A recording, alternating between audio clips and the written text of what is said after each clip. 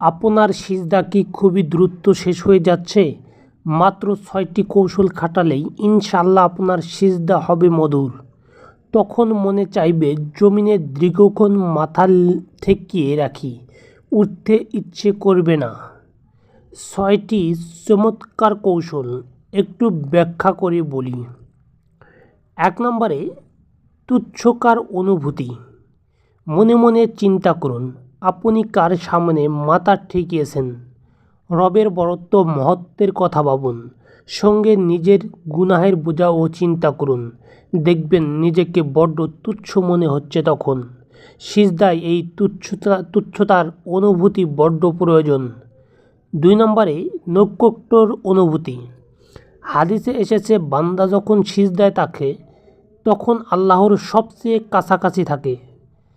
এই হাদিসের স্মরণে রাখলেই দেখবেন এক প্রকার নৈকট্যর অনুভূতি কাজ করেছে। 3 নম্বরে ভগ্ন হৃদয়ের প্রার্থনা। প্রিয়জনের সাথে দীর্ঘদিন পর সাক্ষাতে আমাদের হৃদয়টা যেমন বিগলিত হয়ে পড়ে, আল্লাহর সঙ্গে সিজদায় সাক্ষাৎ করতে পেরে এর চেয়েও বিগলিত হওয়া জরুরি।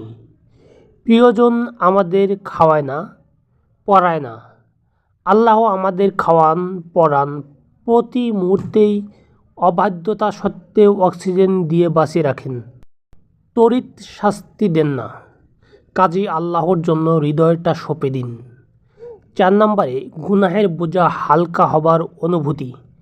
হাদিসে এও এসেছে বান্দা যখন জমিনে মাথা ঠেকায় তখন তার গুনাহ ঝরে পড়তে থাকে। সালাতের ভিতর মনকে দিক বিদিক না ছুটিয়ে এই চিন্তাটাকে জাগ্রত রাখুন। দেখবেন এক একটা সিজদা আপনার গুনাহের বোঝা হালকা হওয়ার অনুভূতি দিচ্ছে। 5 নম্বরে একমাত্র আল্লাহর আনুগত্যর অনুভূতি। সিজদা শুধু আমি আল্লাহকেই করি, জীবন মরণ সব কিছুই আমার আল্লাহর জন্য। এইভাবে সুবহানা রব্বিল আলা এর জিকিরে ডুবে যান। 6 নম্বরে শয়তানকে পরাজিত করার আনন্দ। বিশুদ্ধ হাদিসে এসেছে বনি আদম যখন সিজদা দেয় তখন শয়তান হতাশ হয়ে পড়ে। কাজেই সিজদা দিতে পেরে আনন্দিত হন, কারণ আপনি শয়তানকেই পরাজিত করেছেন।